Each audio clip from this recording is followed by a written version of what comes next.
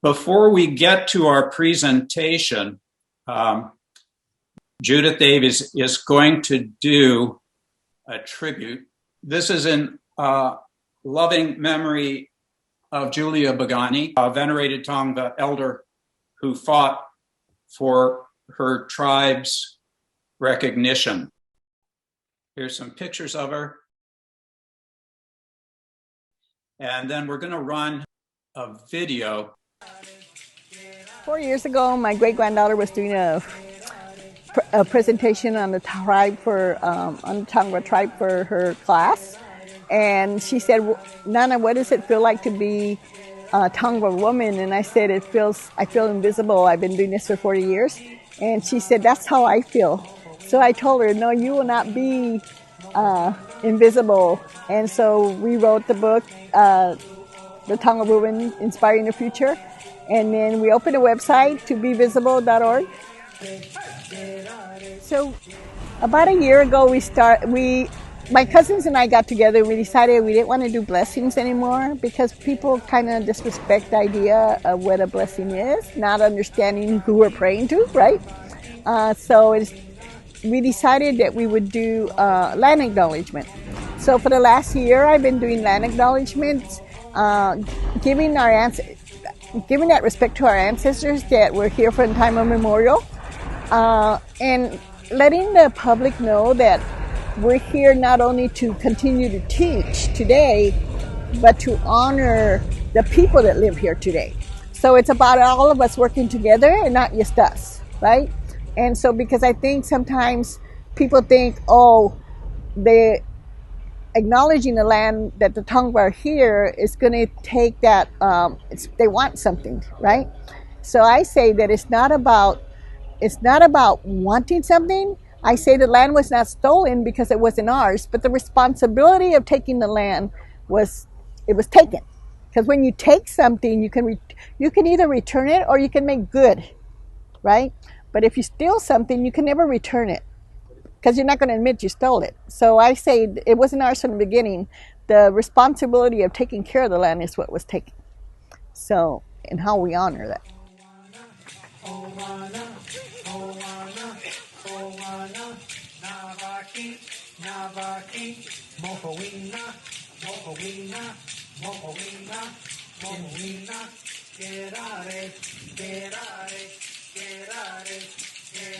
So right now in Cal State system in their union, they're going. I've been doing it at several Cal States, but it's going to go to all 64 Cal States throughout California.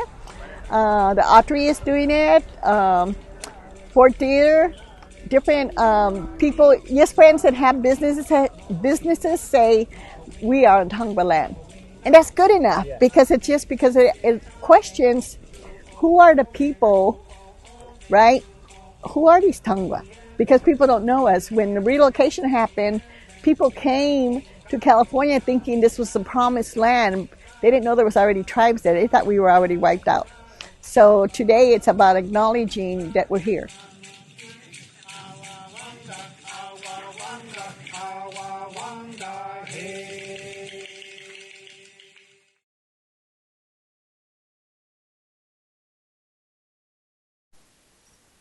On behalf of the AMG, I would like to begin tonight with a tribute for Tongva Elder Julia Bogany, who recently passed away due to a stroke, and her funeral took place just this past Saturday.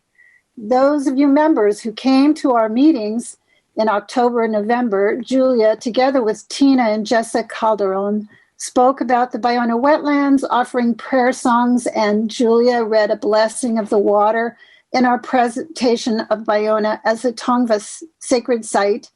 Water is sacred, water is life. Julia's website is a valuable insight into all that she was doing, www.tobevisible.org. It would be impossible to list it all here, but we encourage you to look at it. Julia's lifelong goal was to make Tongva people visible to the world, and she certainly was successfully doing that. We're showing a portion here of the video on her site. that explains it in her own words. There's so much more on that site. I would really encourage you to go to that.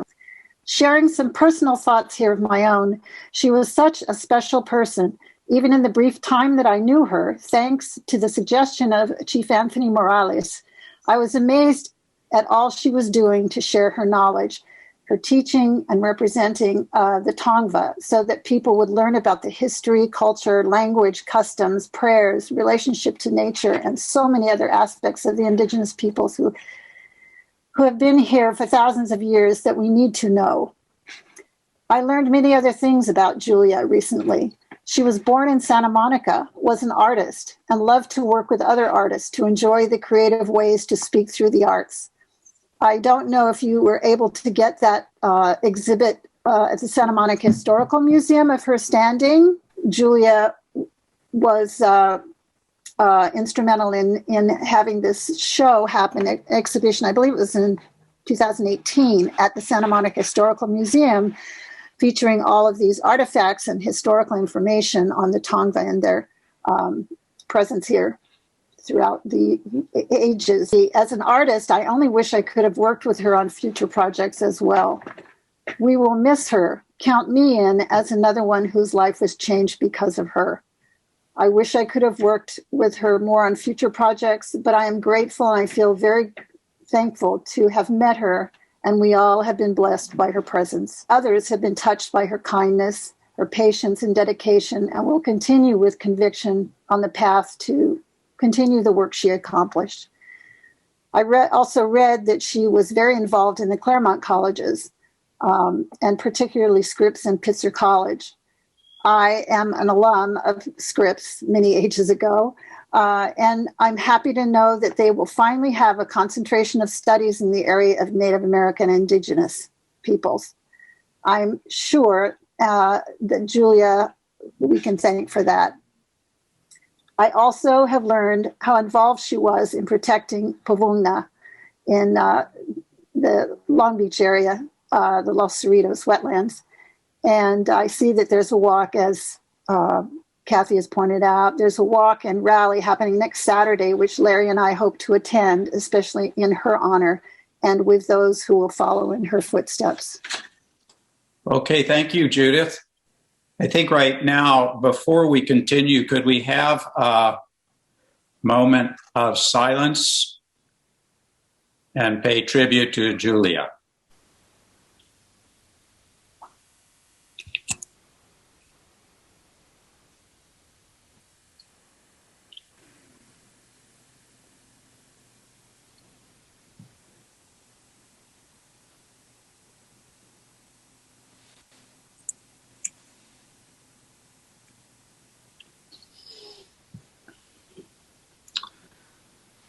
Okay, thanks again, Judith.